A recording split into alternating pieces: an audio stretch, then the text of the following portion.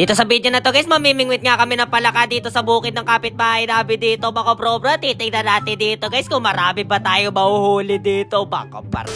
Isang napagandang araw nga na naman dito mga bro. Marami nga doon nakita yung pisa ko dito palaka sa mini fish pa namin dito mga bro. Kaya agad-agad na kami kumuha ng suso dito pre para bingwitin namin yung palaka dito mga par. Sa kasama pala nga dito mga bro, wala nga kami nahuli palaka sa mini fish pa namin dito guys. Kaya nagdesisyon na lang kami dito ni Jiro Efres pre na mabingwit na lang sa bukid ng kapitbahay dito mga par. Pero meron pa nga kami isang plano dito guys. Balak nga namin nakawin yung gagaban ng kapitbahay dito mga bro. Kahapon pa namin nakita yan guys. Sabi nung kapitbahay namin pre, sa kanya daw yung pre, mamayang gabi pre, pag nagganggang kami dito pre, nanakawin namin yung pre. Hindi nyo na malalaman dito pare. Pero mamaya na natin planuhin kung paano natin mananakaw yung gagamba dito guys. Marami pa naman tayo mahuhuli gagamba dito mga bro pre. Tapos dadayo tayo ng pustahan ng laban ng gagamba dito guys Pero mamaya na natin pagkwentuhan yung mga bro. Umaga pa naman dito guys Manghuli muna tayo ng palaka dito mga bro. May kumakapit pa palay dito pareha pre. Ano-ano lang tayo dito mga bro. Ibabataas-taas lang natin dito pre para mahuli natin. Ay ba't magabat ka no pre?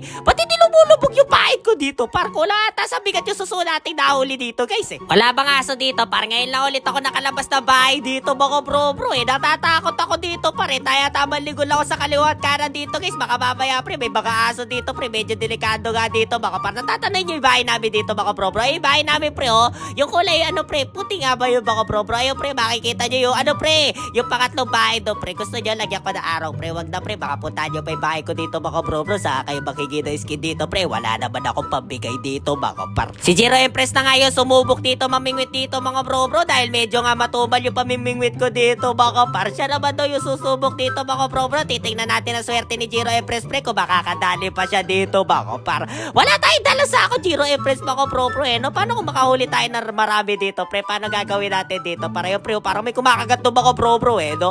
Ala pre ay ginagalaw niya lang pala dito pre. Kasi pre kahapon mga bro nakahuli yung kasama namin na palaka dito guys Bumito lang daw dito sa pamingwit na ginawa namin dito mga bro Ano ba yan pre? Kapag nababalas ka nga naman pre, mukha ba to balata kayo yung palaka para? Balik na lang kaya tayo mamaya pre. Ay hindi pre, mamaya pala pre manggagagamba tayo dito pare no? Nanakawin natin yung pre. Tapos dadayin natin ang tournament pre. Alam ko pre may makakilala kami dito mga bro na nangungulan din ng gagamba guys Ayan pre wala din gagamba dito mga bro Baka nimukbang na ng ibon.